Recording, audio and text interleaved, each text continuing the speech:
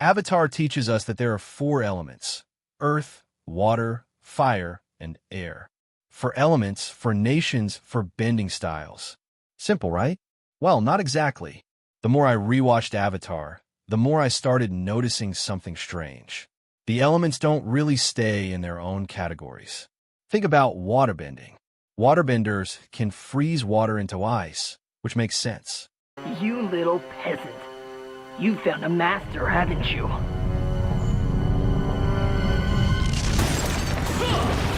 But they can also turn water into steam. And that's where things get interesting. Because if water can become steam, and steam drifts through the air, then where exactly do we draw the line between water and air? And that's only the beginning. Earthbenders can bend sand. They can bend metal. Some can even bend lava. Firebenders can create lightning. Waterbenders can control plants, and in some cases, even blood. So here's the question that completely changed the way I look at Avatar. What if the four elements were never truly separate? What if the different bending styles are simply different ways of controlling parts of the same world? It is important to draw wisdom from many different places. If we take it from only one place, it becomes rigid and stale. Understanding others, the other elements, and the other nations will help you become whole. All this four elements talk is sounding like Avatar stuff. It is the combination of the four elements in one person that makes the Avatar so powerful. But it can make you more powerful too.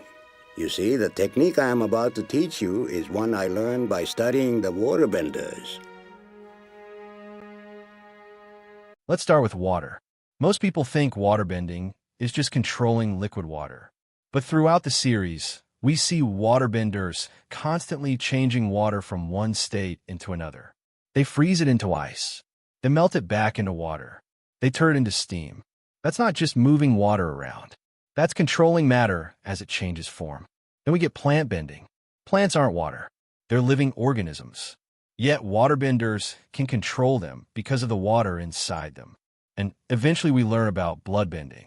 Again, blood isn't pure water, but there's enough water inside it for skilled benders to take control. In other words, waterbending isn't limited to water itself. It's about controlling water wherever it exists. Now, let's look at earthbending. At first it seems simple. Earthbenders move rocks, but then we meet Toph, and suddenly the rules start expanding.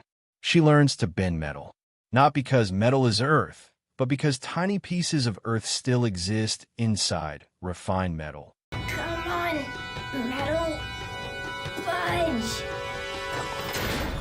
Woo! Toph, you rule. Then we see sandbenders, and later, lavabenders. Think about that for a second.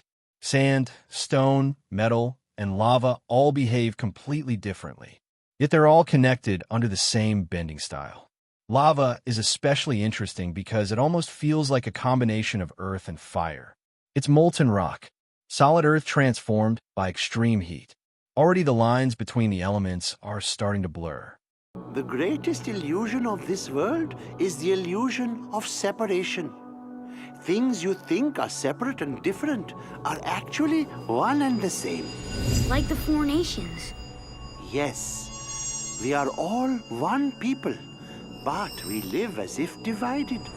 We're all connected. Everything is connected. That's right.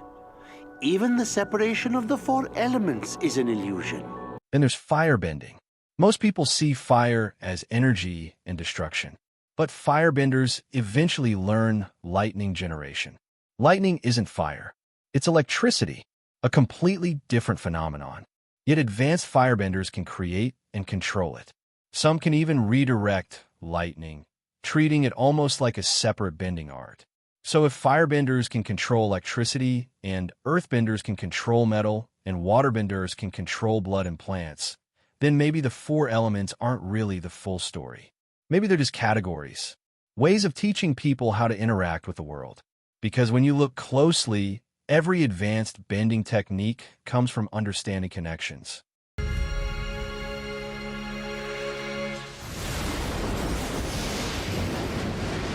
Metal comes from earth.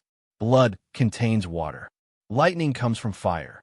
The deeper a bender understands those connections, the more their abilities expand. And that might explain why the Avatar can master every element. The Avatar isn't learning 4 completely separate powers. They're learning 4 different perspectives on the same world. Each nation teaches a different philosophy. Earth teaches stability. Water teaches adaptation. Fire teaches power and energy.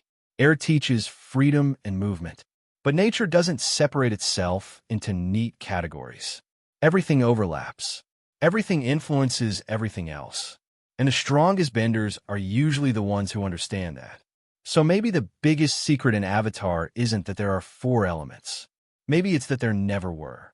Maybe the 4 elements are simply different pieces of one larger system that the people of that world are still trying to understand.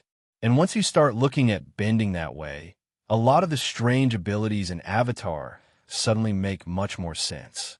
If you enjoyed this theory and want more Avatar breakdowns, subscribe to the channel.